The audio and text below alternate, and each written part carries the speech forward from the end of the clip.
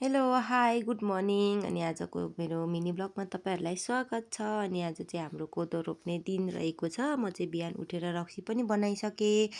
अब चाहिँ घर सोरसार गरेर बाहिर अलिकति भाँडा धुनु छ, त्यो धुन्छु। त्यो बाहिरको भाँडा धुनुपर्ने छ। अनि खाना बनाएर मेरो चाहिँ आजको काम चाहिँ खाजा बनाउने रहेको छ। अब दिदीहरू नै आउनुहुन्छ होला। अनि यहाँ चाहिँ अब जोत्नलाई सुरसार भइसक्यो। अब चाहिँ 8 बज्न लाग्यो होला।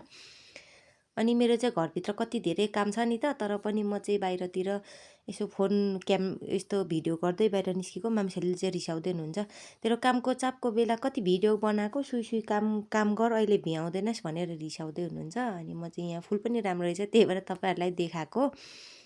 अहिलेको सिजनमा चाहिँ यो पानीको बेला चाहिँ यो फुल पनि ठिक हुने रहेछ क्या, नझर्ने, तर माथि गएर फुलेको छ। त्यही भएर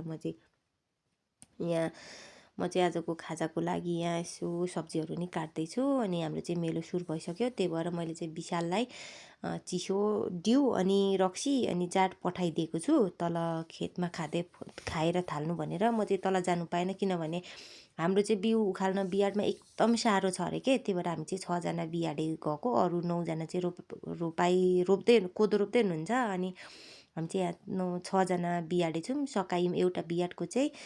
अनि म चाहिँ अब खाजा बनाउन आएको घरतिर। अनि रोपारीहरूकोतिर यसो कोदो रोप्ने मेलोतिर नि आएको के, यसो एकछिन।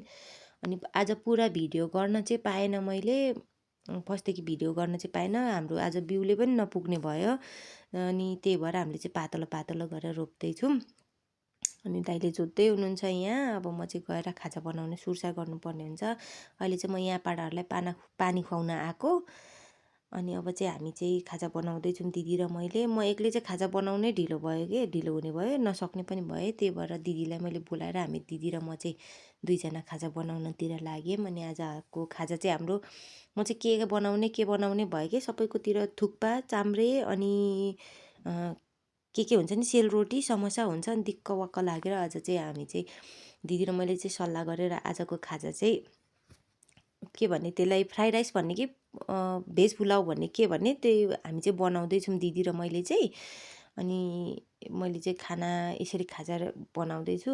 अनि आज चाहिँ मैले तरकारीको लागि चाहिँ बनाउनु पाएन, त्यही भएर मैले चाहिँ पिरो अचार बनाइरहेको छु। अनि हामी चाहिँ खाजा खाइसकेर पनि सबैजना रोपारीहरू गइसक्नुभयो। मैले खाजा खाएको भिडियो चाहिँ बनाउनु पाएन, एकदम हतार भयो नि त। अनि त्यही भएर दिदी र मैले बाँड्दा नै भ्याएन, त्यही भएर भिडियो नि बनाएन। अनि खाजा खाइसकेर अरू चाहिँ उता तल्लो गरा रोप्न जानुभयो।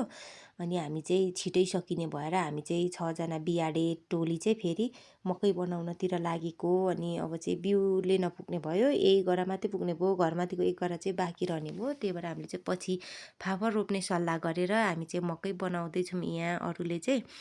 अनि यहाँ हाम्रो मामसाइली अनि भाउजूहरू अनि हाम्रो पाप जेठा दाइहरू हुनुहुन्छ। अनि उहाँहरू चाहिँ के गफ गर्दै हुनुहुन्छ। हामी चाहिँ म र दिदी चाहिँ हाँसेर सुनेर हाँसिरहेको नि त यहाँ।